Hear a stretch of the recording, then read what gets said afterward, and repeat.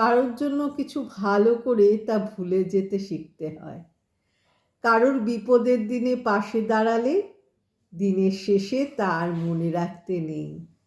কাউকে সাহায্য করে দিগ্ভ্রান্ত পথিককে পথ দেখিয়ে দিয়ে, কারুর অন্ধকারে আলো জ্বালিয়ে দিয়ে, কারুর চোখের জলে রুমাল হয়ে গিয়ে, কারুর বিমর্ষ বিকেলে কাঁধ হয়ে গিয়ে, কারুর জমে থাকা কথার নীরব শ্রোতা হয়ে গিয়ে বুকের মধ্যে প্রত্যাশার জন্ম দিয়ে ফেললেই বিপদ।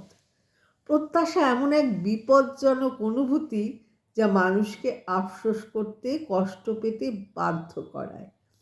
আমি ওর জন্য এত কিছু করলাম, ও আমার জন্য এটুকু করতে পারল না।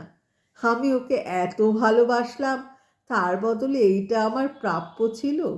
এই মানসিক স্টেট কেবল কষ্ট আছে, দূরত্ব আছে, ভাঙচুর আছে, তছনছ আছে।